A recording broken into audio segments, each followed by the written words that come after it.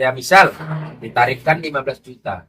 Yang seharusnya orang bisa menerima nasihat dari dakwah tersebut jadi nggak jadi. Betul. Kalau menurut Pak Pendri gimana sisi positif negatifnya, Oh, Bapak? nggak ada positifnya lah. Karena ketika dia meminta bayaran gitu, itu konsepnya sudah jual beli.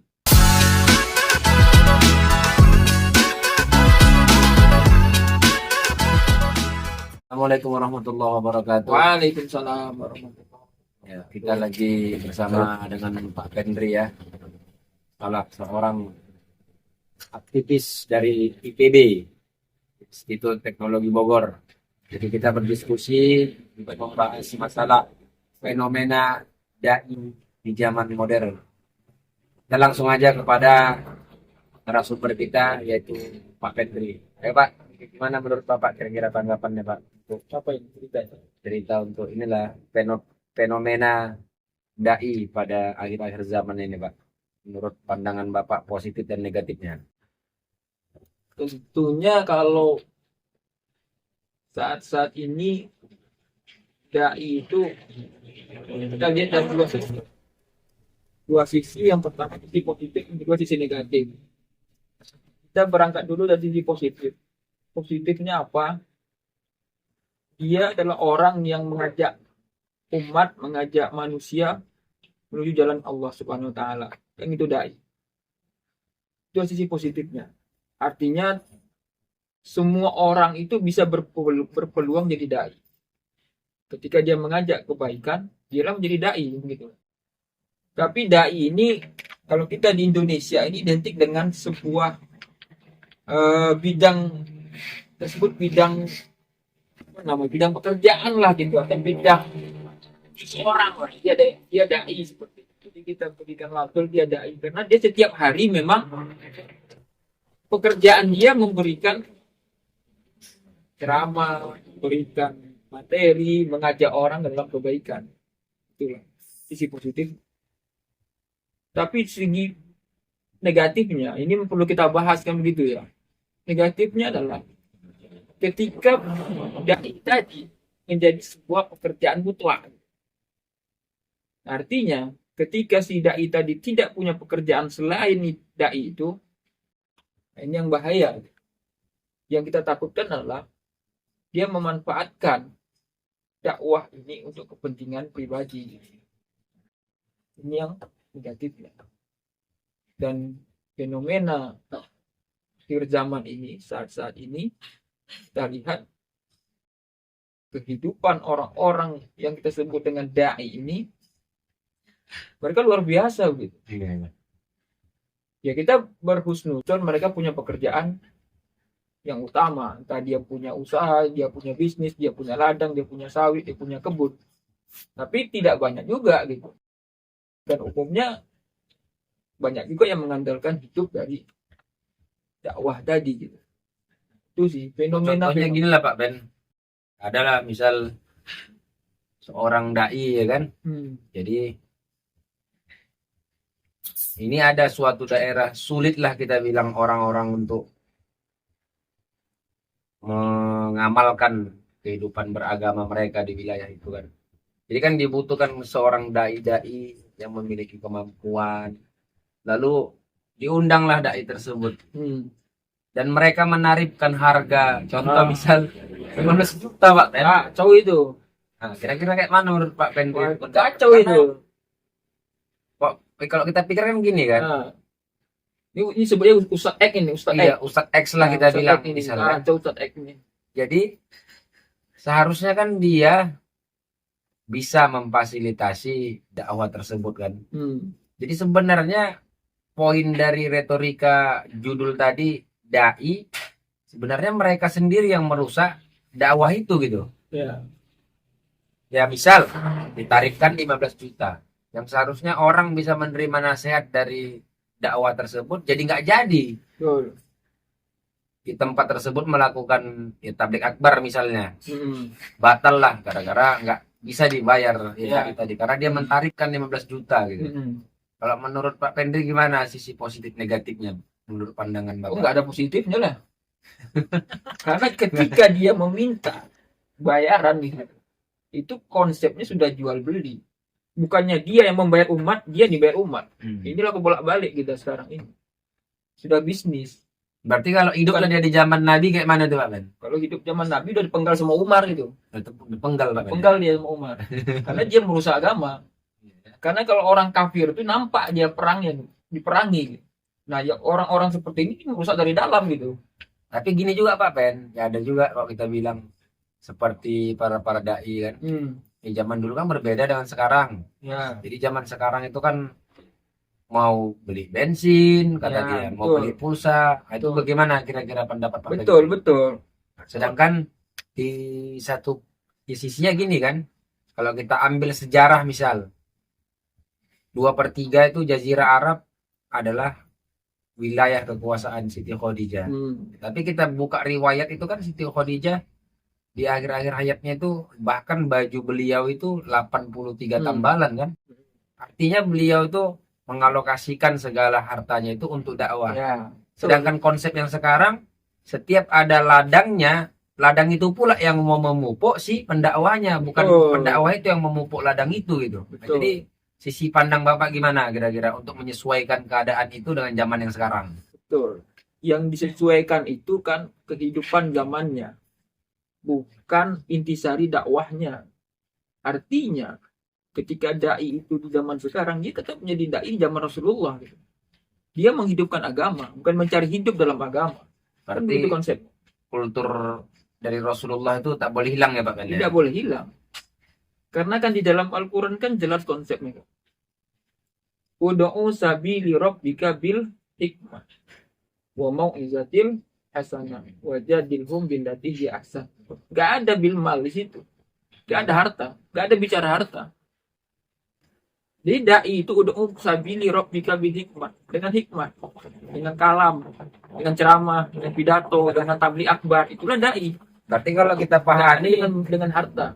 kalau misalnya dibilang hikmah, misal kalau kita undang seorang pendakwah, kita cuma sanggup jemput dia, ya atau ya istilahnya dia nggak mikirin uangnya lagi lah kan. Lalu begitu siap dia ceramah, ya udah kita lepas gitu aja ya tanpa ada kita kasih bisyarah. Ya mungkin bisa aja dia ngambil hikmah dari perjalanan itu kan. Betul. Ya, artinya dia bisa berpikir untuk lebih bertauhid lagi dalam menyampaikan agama itu kan. Iya betul.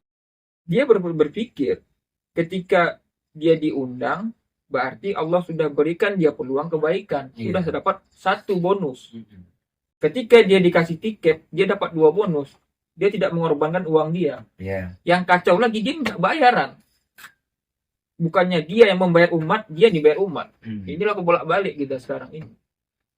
Itu loh. Berarti sistemnya ladang memupuk si pemilik Si ini, pemilik. bukan pemilik yang memupuk ladang gitu ya. Itu. Jadi kalau dia diberi, alhamdulillah. Yang namanya panitia pasti memikirkan juga. Entah 500.000 kah, entah 1 juta, entah 10 juta. Itu kan sesuai kemampuan panitia dan umat di situ. Ya artinya dia legowo, ikhlas menerima itu rezeki yang Allah berikan kepadanya. Karena dia membantu agama Allah. Tetapi jangan dia patok, jangan dia tarif seperti manajemen bisnis. Dan sekarang pun ustadz punya manajemen pula.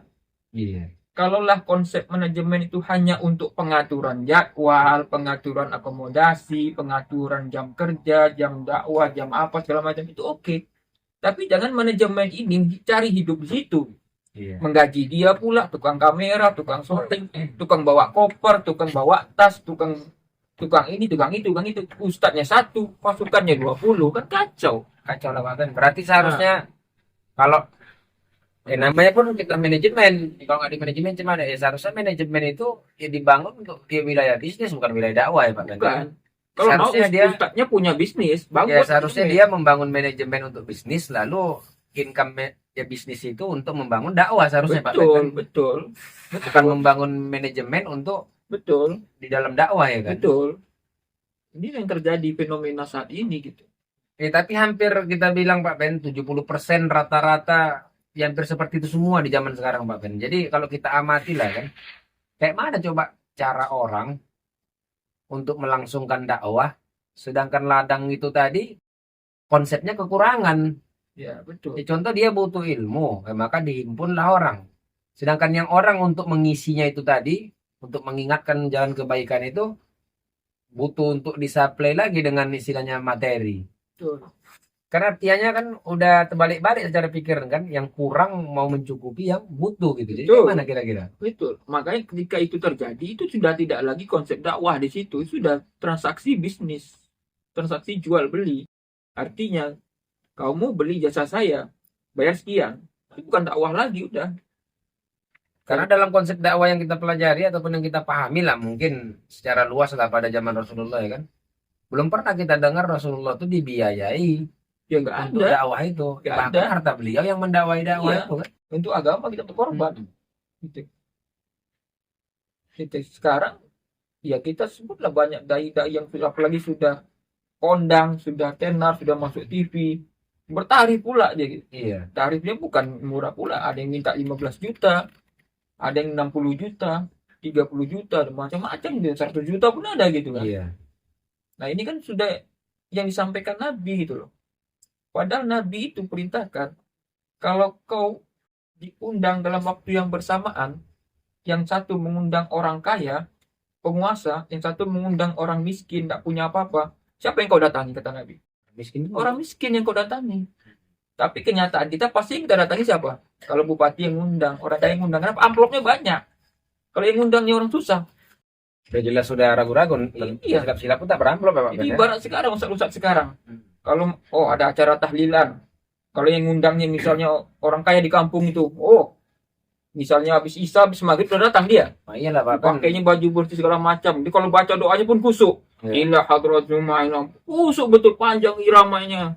Tapi kalau yang miskin cepat kali doa itu. Udah pasti pula dia kan daging kan. Ah, Nanti kalau nanti yang susah nanti kacang kulit, nah itu. kue sayur. Makanya kalau kita ya memang betul ingin di dalam dakwah itu, ya betul konsep pertamanya adalah ikhlas. Nggak bisa lagi. Dunia itu harus dilepaskan dulu, nggak bisa dicampur. Ini yang terjadi gitu sekarang ini. Jadi struktur yang dibangun Rasulullah itu ya seperti apa menurut pandang Pak Pendri kalau dalam dunia dakwah di zaman itu lah kan. Kalau yang kita pahami kan ya Rasulullah membangun dakwah dengan totalitas. Artinya beliau tuh memang mengeluarkan harta beliau itu untuk dia dakwah gitu.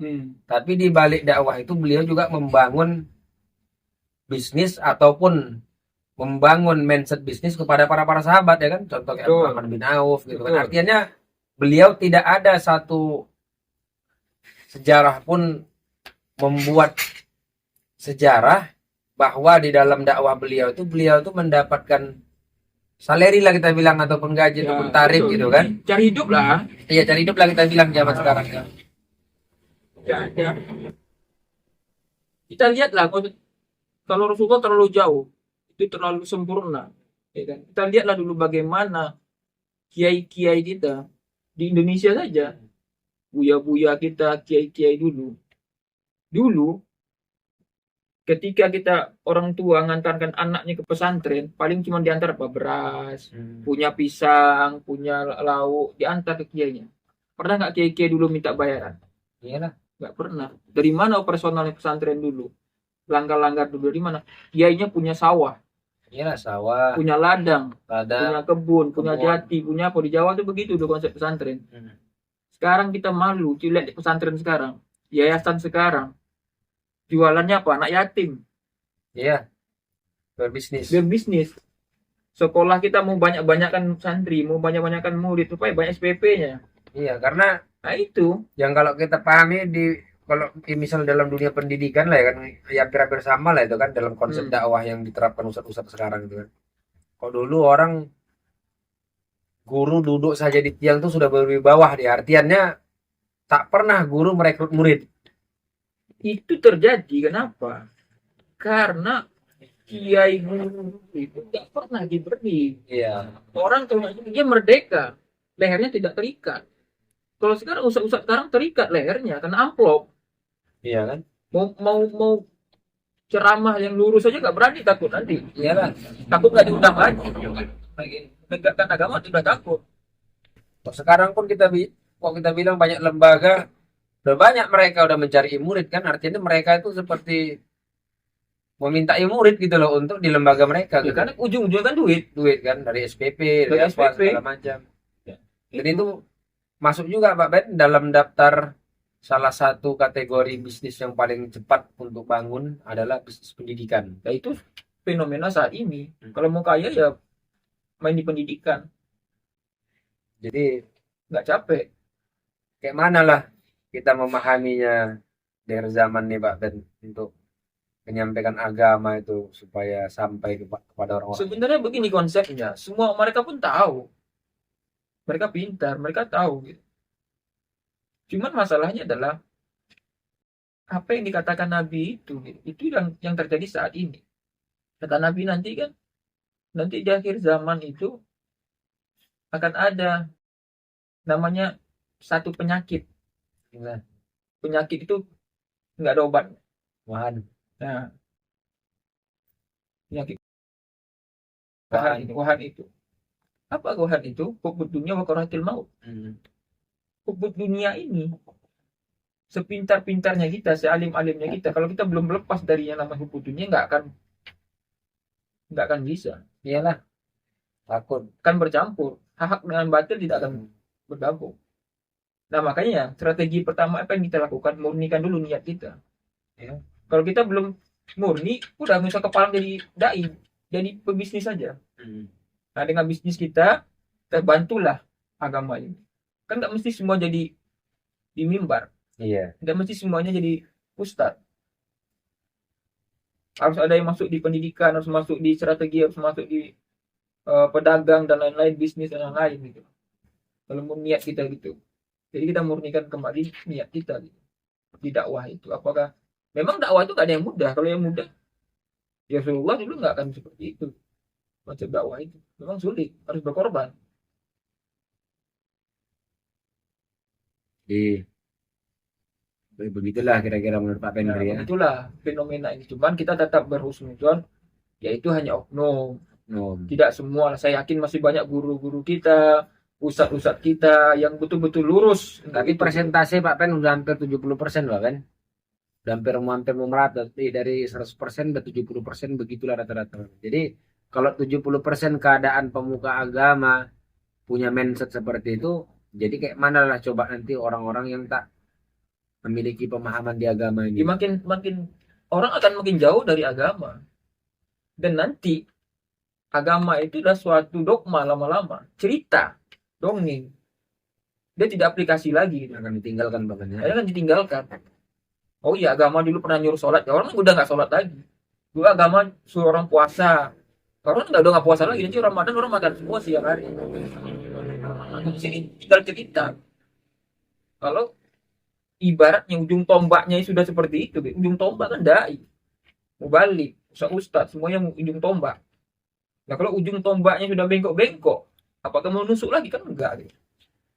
Nah, itu Jadi untuk yang dibilang masalah manajemen, masalah tarif itu nggak bisa lah dikategorikan transformatif Pak Ben ya. mau enggak? Ataupun literasi nggak bisa ya.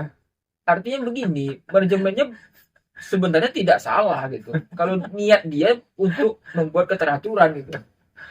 Nah, kalau literasinya nanti kan ya itu. Contoh, dia punya orang 5, Ya. misalnya kan. Satu tukang shopping, satu tukang bawa kamera, tukang kabel, tukang colok.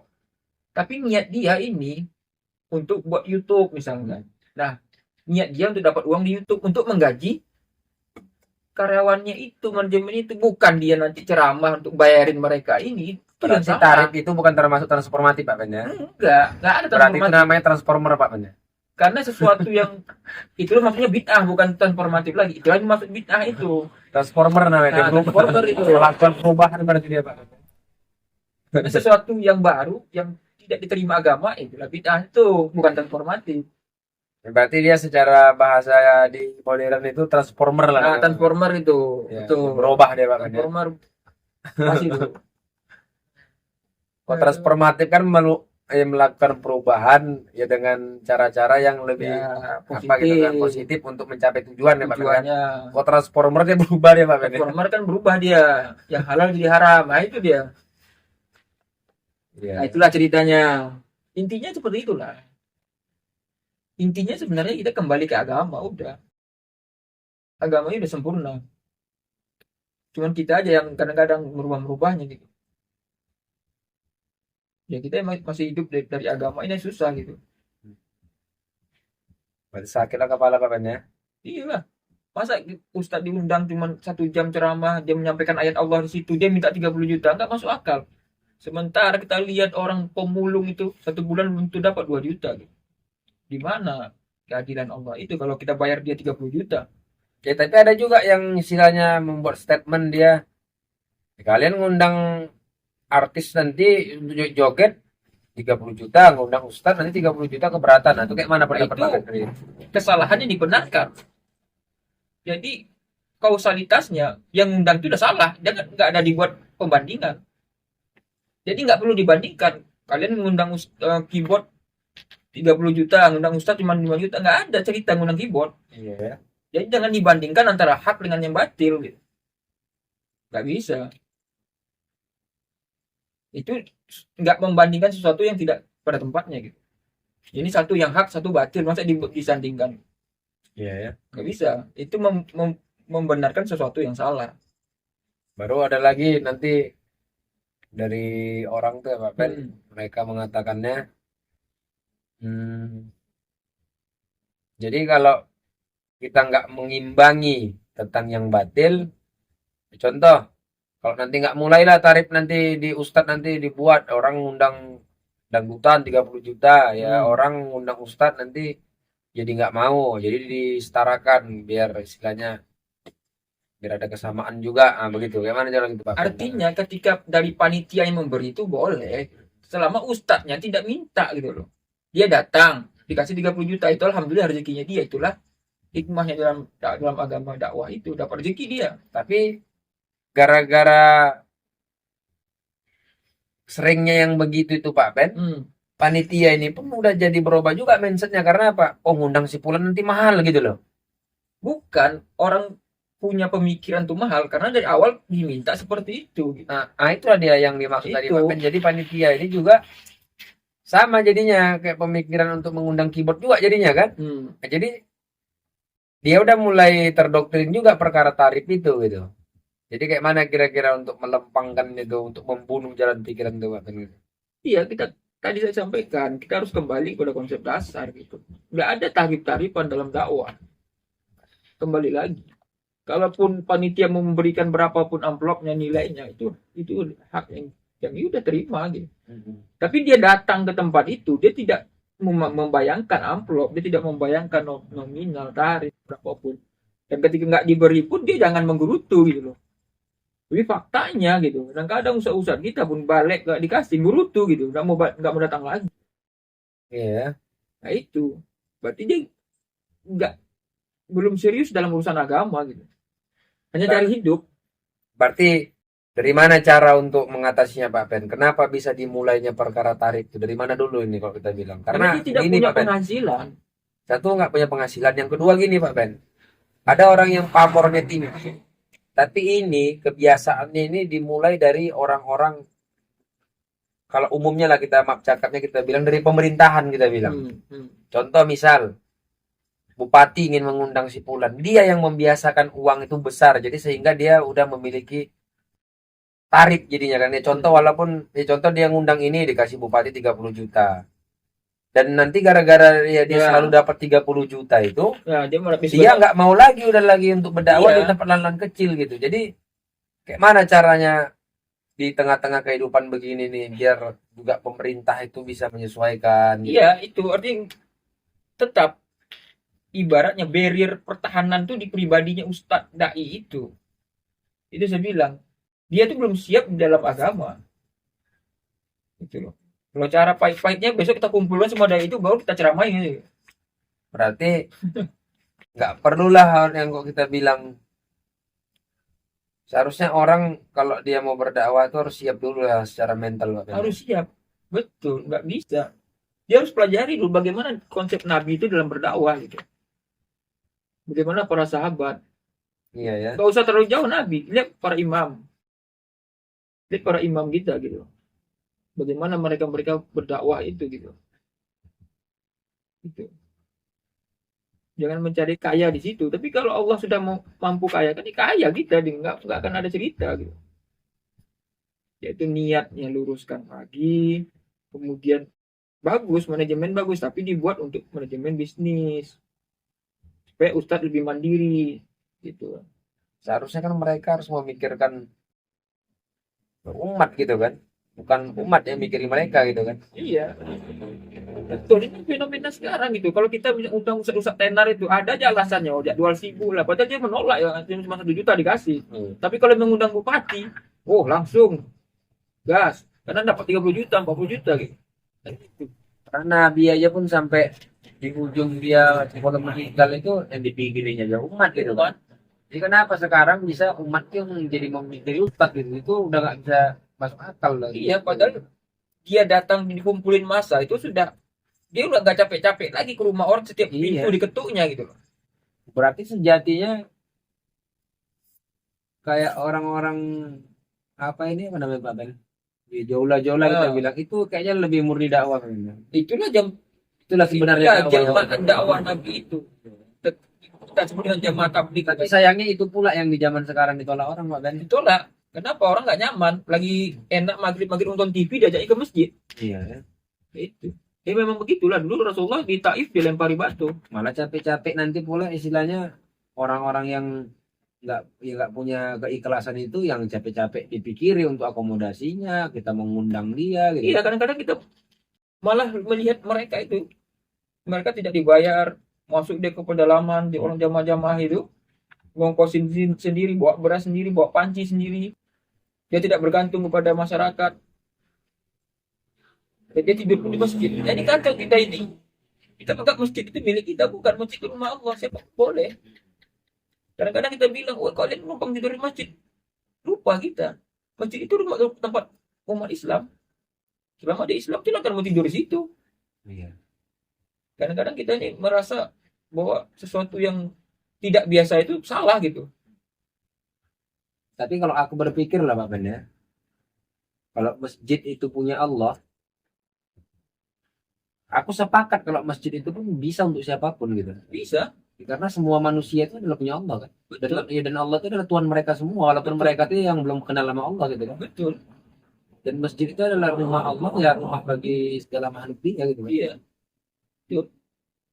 Dan yang kacaunya di zaman sekarang jangankan untuk semua makhluk, untuk yang udah jelas yang udah mengenal dia terkadang jadi masalah gitu. Iya. Itu sekarang kita. Jadi kita mulai rajin lah saya bilang makanya jalan-jalan pikiran Ya, dalam beragama ini. di akhir zaman ya orang akan bertumpu kepada dunia. Kesuksesan itu dilihat dari dunia. Pencapaian tertinggi dari dunia. Harta, jabatan. Padahal bukan itu kesuksesan tertinggi gitu. Kesuksesan tertinggi itu apa? Seorang manusia itu apa? Seorang muslim lah. Kesuksesan tertinggi adalah ketika dia bisa sujud. Sujud. Kenapa? Karena hari ini semua ahli kubur tuh pengen balik ke dunia cuma untuk. Jadi kesuksesan kita itu sujud. Di situ kita letakkan kepala kita sejajar dengan kaki yang kita muliakan kepala kita. Kita tidak ada harganya lagi di depan Allah. Sujud itulah titik terendahnya manusia. Yang kepala kita kalau dipegang orangnya marah kita, tapi ketika sujud sama kaki sama. Dan itulah persembahan yang paling murni Pak. Itulah persembahan paling murni. Karena kan Tuhan wajib disembah. Setiap penyembahan itu kan ada sesembahannya kita bilang kan. Iya, Kalau kita menyembahkan segala sesuatu nggak mungkin karena semua punya dia gitu. iya. Nggak mungkin kita sembahkan pakai buah-buahan, Ya, nggak mungkin kita sembahkan pakai Allah daging, Allah pakai nggak butuh itu harta. buat apa? Bahkan dia diri kita sendiri pun punya dia gitu kan. Iya,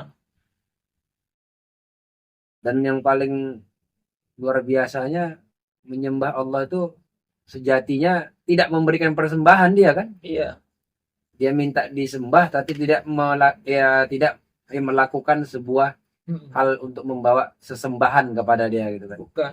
Karena untuk kita aja. Kita Tapi hakikatnya dia minta disembah itu tunduk dia Pak Ben ya. tunduk. Karena ibadah itu kan untuk kita, bukan untuk Allah. Allah nggak butuh ibadah kita, buat apa? Tunduk ya. Ya Allah butuh tunduk aja, taat itu. Itulah konsepnya. Jadi yang nggak paham untuk tunduk ini berarti tak bisa lah berjalan pada dakwah ya. Nggak bisa. Kalau kita bilang, Bagaimana dia mau dalam menghidupkan agama? Orang sendiri dia belum menjalankan agama itu. Bagaimana dia mau ngajak orang lain? Kadang-kadang ya fenomena dan itu juga bisa kita pahami, makanya orang kadang-kadang pulang tablik akbar, cikikian, ya besok nggak ada yang berubah gitu loh Pak kan. karena tidak ada ruhnya. Ruh, Jadi dia ini ada pun jiwa. bisa dibilang kacau semua juga Pak kan. Dia ada jiwanya. Yang penceramahnya pun mau nyari duit, itu Iya, masalahnya. dia mencari duit, macam yang menonton pun cuma cari hiburan Nyari jadinya. hiburan. Ya mohon maaf juga sekarang yang dijual lawak-lawaknya. Berarti sebenarnya mereka buat manajemen komedi Pak kan. Ya ibarat gini lah, 1 jam dia ceramah, 40 menit lawaknya. Seharusnya lebih tepatnya gini, mereka punya entertain manajemen komedi. Nah, Adapun kita undang mereka untuk berkomedi, disitulah Disitulah mereka itu masuk. untuk memasukkan agama ya, seharusnya gitu kan. betul. Jadi backgroundnya jangan dipakai dia sebagai seorang ustadz ataupun Ya, pendai gitu kan. Ya, komedian. Nah komedian, Ah. jadi di komedian tuh mereka, jadi dia konsepnya bisa seperti wali jadinya. Ya, betul. Contoh macam kita bilang Wali Songo tuh ya mereka sebagai Dalang. wayang, dalang. Sebagai Dan- seniman. Iya, seniman, tapi di situ masuk agama gitu. Nah, itu yang lebih mudah diterima masyarakat. Itu lebih mudah kayaknya Pak Ben. Dan dia berangkat bukan dari agama, tapi dari kreativitas apa yang dia miliki. Iya, dari kultur budaya kita bilang. Nah, inilah sebenarnya tantangan yang kedepannya diperlukan oleh pendidikan kita, terutama pendidikan agama lah pesantren. Mestinya ke depan santri-santri ketika lulus pesantren itu punya keterampilan ini yang kami pikirkan dari dulu. Kayak jual keripik kita bilang ya. Betul, jual keripik, kita keripik usus, keripik lado, keripik Madu. cabai, nah jual madu kan, jual motor kan gitu kan. Iya. Atau tukang pijit, ke tukang bekam, tukang apa lah macam-macam. Iya. Tapi betul, saya ingat dauhnya Mbah Maimun Zubair. Rahmatullah fi Maimun Zubair. Dia bilang, itu sangat memukul sekali. Kalau kalian ingin jadi guru, ingin jadi pendidik, jadi ustadz, jadi kiai, jadi apapun Harus dalam punya agama, penghasilan. harus punya penghasilan. Itu dia bilang. Orang guru tuh harus Supaya punya penghasilan. murni ngajarnya, Ikhlas. Dan saya dulu itu pas baca dauhnya itu, betul, saya berhenti kerja langsung bertani. Itu gara-gara itu. Nggak bisa. Kenapa? Ya harus. Karena kalau ketika kita nggak punya pekerjaan utama, ya pas nggak diamplopin kita gerutu, hilang ikhlas itu. Iya betul. Tapi kalau kita udah punya pekerjaan, ya santai aja, mau dibayar mau nggak ya udah, bonus. Kita tidak mengharapkan itu. Ya, bahkan sekarang pun khutbah Jumat ini udah jadi bisnis pula gitu kan, kacau. Iya. Yang udah sakralnya itu. Ada pula tarif nanti khotib, tarif Udah 1 juta, bahkan- tarif 2 juta, macam ladang bisnis. Udah bahkan hal yang nggak bisa ditinggalkan, udah wajib ya. Nah inilah. Berarti untuk ustadz-ustadz yang bermanajemen ini kita buatlah mereka ini harus berpikir untuk merubah background mereka Pak Ben ya. Betul. Kalau Minimal memang mereka itu harus buat manajemen komedian Pak. ya, misal sebutlah Ustadz X tadi. Ya, Kalau Ustadz banyak X. dia lawaknya buat aja dia misalnya komedian X gitu kan. X. Nah, Ustadz dia apa? diundang sebagai pelawak. Tapi Pelawak. masuklah 1-2 ayat lah, 1-2 hadis. Mengingatkan orang Nah, gitu kan. itu konsepnya. Dia minta tarif pun 1 juta pun bebas. Jangan pula jadi agama jadi melawak, Nah. tapi jadi pelawak untuk memasukkan agama Pak. Betul. Ya, jadi mungkin begitu saja lah. Mungkin Pesannya tanggapan pesan dari Pak Pendri diskusi malam ini. Mudah-mudahan semua ustadz-ustadz yang berangkat dalam dakwah tidak Kembali. ingat pada pesan dakwah Rasulullah, pada perjalanan Rasulullah, maka kembalilah. Tapi kalau tak bisa kembali, maka rubah manajemen kalian menjadi manajemen komedi. Yang mana dari peran komedi bisa sedikit memasukkan agama-agama. Jadi kalau kalian mau minta tarif pun 15 juta masih diterima orang. Karena kalian tuh pelawak komedi kan. Kalau pula jadi ustadz pula kalian minta 15 juta mau berdakwah, kasihan juga umat itu butuh ceramah. Kalian minta 15 juta, pening kepala ya. Jadi itu bisa dipikirkanlah untuk para semua pemuka-pemuka agama yang sedang berdakwah di negara kita ini. Karena zaman kita udah mulai kacau.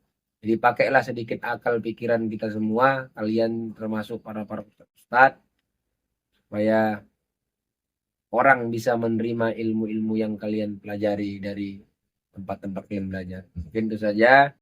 Bila taufiq wal hidayah. Assalamualaikum warahmatullahi wabarakatuh.